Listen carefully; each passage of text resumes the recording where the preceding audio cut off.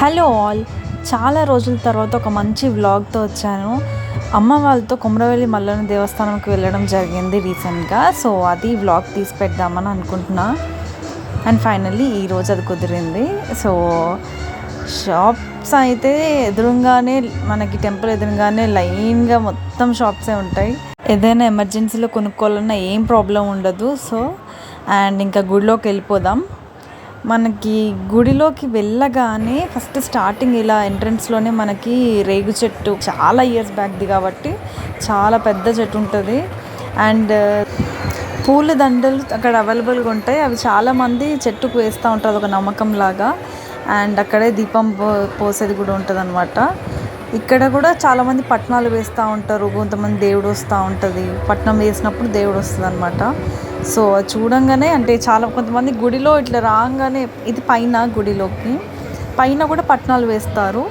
అంటే అది వేరే టికెట్ తీసుకోవాలి.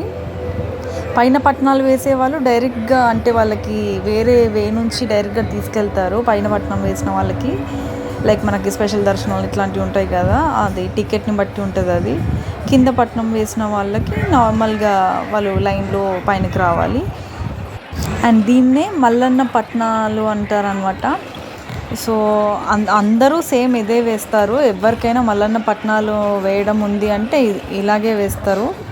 కొమరెల్లి మల్లన్న పట్నాలు అంటారు వీటిని. వేయడానికి స్పెషల్గా కొంతమంది ఉంటారు, వాళ్ళు మాత్రమే వేస్తారు. అండ్ వాళ్ళకి మనం టికెట్ ఇచ్చేస్తే వాళ్ళు అన్నీ, అంటే మనమే ముందు మొత్తం ఏమేమి కావాలో అవన్నీ తెచ్చుకోవాలంట. వీళ్ళు అవన్నీ ప్రాసెస్ అంతా కంప్లీట్ చేసుకుంటే పట్నం వేయడం అయిపోయినట్టే. పట్నం వేసిన తర్వాత మనం దర్శనానికి వెళ్ళాలి. పట్నం సమర్పించుకున్నట్టు అనమాట. అప్పుడు పట్నం సమర్పించుకొని మనం పట్నం వేసుకోవడం అయిపోయిన వాళ్ళు ఈ వే నుండి మనకి గేట్ ఓపెన్ చేస్తారు. అప్పుడు మనకి వెళ్ళడానికి ఉంటుంది. అప్పటి వరకు మనం వెయిట్ చేయాలి. సో అది ఓపెన్ చేశాక we have to go in side.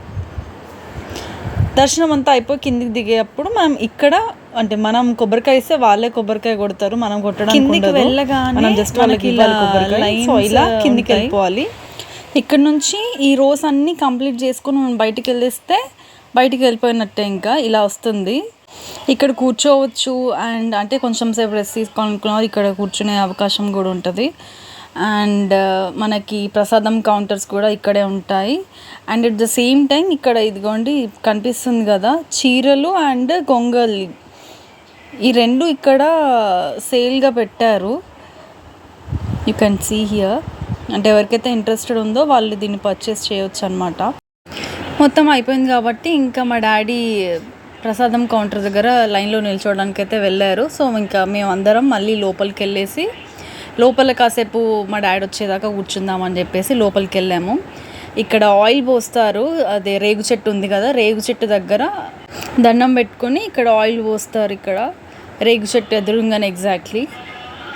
So ఈ కార్యక్రమం అయిపోయాక we just sat simply. So ఇదన్నమాట. మనకి బయటికి వెళ్ళేటప్పుడు ఎంట్రన్స్ దగ్గర నుంచి తీస్తే ఇలా మొత్తం ఇలా కనిపించింది. ఇంత రష్ ఉండే, ఇదంతా సండే కాబట్టి ఇంత రష్ ఉంది. నార్మల్ డేస్లో ఈ టైంలో ఎక్కువ ఉండరు, బికాస్ ఇది టైం కాదనమాట. ఓన్లీ సంక్రాంతి టు ఉగాది వరకు చాలా ఎక్కువ మంది, జాతరలాగా ఉంటుంది ఇక్కడ. అండ్ మల్లన్న స్వామి కళ్యాణం కూడా జరుగుతుంది. ఇది ఓన్లీ టెంపుల్ వీడియో. అండ్ బోనం ఎక్సెట్రా అంతా ఇంకొక వీడియోలో పార్ట్ 2లో వస్తుంది. Keep watching.